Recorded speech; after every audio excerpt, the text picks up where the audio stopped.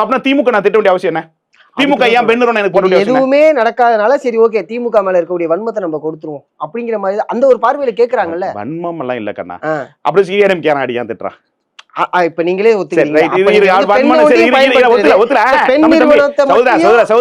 ஒத்துக்கல. அதாவது என்ன சொல்றேன், உனக்கு நான் விளக்கத்துக்காக சொல்றேன். நீ அந்த பாயிண்ட் வரப்ப இந்த ஆங்கிள் நான் சொல்றேன். அப்புறம் நான் திமுக நான் இது பண்றேன்ல, அப்புறம் ஏடிஎம்கே அப்புறம் பாராட்டுறீங்க, ஏடிஎம் திட்டுறான். அததான் நானும் கேக்குறேன். இப்ப நீங்க என்ன சொன்னீங்க, ஏடிஎம்கேவும் என்ன திட்டுறாங்க, டிஎம்கேவும் நாம் தமிழரும் என்ன திட்டுறாங்க இல்லங்கிறீங்க. பெண்ணை மட்டும் குறிப்பிட்டு இந்த பெண் நிறுவனம் தான் வந்து முழுக்க முழுக்க எல்லா வீடியோவையும் காலி பண்ண சொல்லுது. இது எப்படி நான் ஏத்துக்க முடியும்? இதுக்கு பெண் நிறுவனம் தான் பண்ணிச்சுங்கிறதுக்கான இது எங்க இருக்கு? அது அப்படி நான் சரி நான் ஃபேக்னு சொல்றதுக்கு என்ன ஆதாரம் இருக்கு? நான் துட்டு வாங்குறதுக்கு என்ன ஆதாரம் இருக்கு? இது நியாயமான கேள்வி. இந்த கேள்வி நீங்க முன்வைங்க, நான் ஏத்துக்கிறேன். சகோதரா, இப்போ நீ ஒரு ஆய்வு சம்மந்தம் கேட்டா கொண்டு போலாம். இதெல்லாம் அன்னெசரியான விஷயங்கள். இதெல்லாம் வந்து அவங்களுக்கு அஜெண்டாவுக்கு சொல்ற விஷயம். நான் வந்திருக்கேன் என்னுடைய நேரத்தை பயனுள்ளதா சர்வேனா என்ன, ஆட்சி யாரை பிடிப்பாங்க, என்ன பிடிப்பாங்க, கட்சியுடைய growth என்ன, ஒரு பொலிட்டிக்கல் ஸ்ட்ராட்டஜி கம்பெனி என்ன கிட்ட கேளுங்க, விளக்கம் சொல்றேன். அதை விட்டு போட்டு இங்க தமிழ்நாட்டுல அந்த தலைவர்கள்லாம் வேற்றுமான சாதெல்லாம் வந்து சொல்லிட்டு 400 கோடி 500 கோடி போட்டு திருடிட்டு ஏமாத்திட்டு போறான். அதெல்லாம் விட்டுருவீங்க.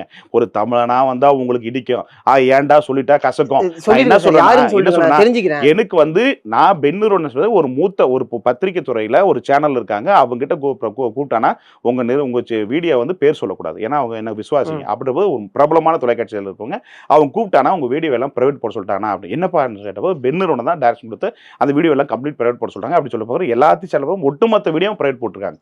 ஸோ அந்த செய்தி எனக்கு காதுக்கு வந்த செய்தியை நான் அவங்ககிட்ட ஷேர் பண்றேன். ஏன்னா சொந்த வந்து நமக்கு தகுந்த தம்பி, அந்த தம்பி சாதாரணமாக சொல்ல மாட்டான். என் விசுவாசி பத்திரிகை துறையில் இருக்கிற என்னுடைய ஜூனியர் தம்பி, அவன் டைலாக்லேருந்து படிச்சு வந்து பத்திரிகை ஜேர்னலிஸ்டா இருக்கான்.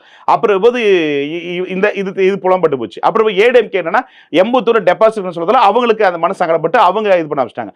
நாம் தமிழர் வந்து 5-6% ஓட்டுன்னு சொல்லும்போது 2% ஓட்டு தாவே கேட்க போகுது. அதை சொல்றதுல அவங்க என்னாச்சுன்னா அவங்க ஒரு பக்கம் அடிக்குது. இது ஸோ அவங்க என்னன்னா அவங்க ஓட்டு ரவீந்திர சாமி அண்ணன் சொல்ற மாதிரி 18% ஓஹனா அவங்க ஓஹன்னு சொல்லுவாங்க. அப்படி சொல்ல முடியாது. இன்னைக்கு தமிழகத்து அரசியல் தேர்தலை பொறுத்தவரை 39% தான் ஓட்டு வாங்கி தேர்தலே 43-55 எல்லா கட்சியுடைய கோர் ஓட்டு சரிஞ்சிருக்கு.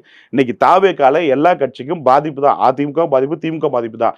அதனால என்ன இது மிகப்பெரிய சவாலான தேர்தல். அதை நான் உடைச்சு பதிவு பண்ணதுனால அப்படி சொன்னா அதுக்கு முன்னாடி செய்யல திமுக தாவேக்கா தான் போட்டின்னு சொன்னேன். அப்ப என்னாச்சு? அப்படி சொன்ன திமுக 2020 சொன்னல, அப்ப வராம போச்சா? புரியுது.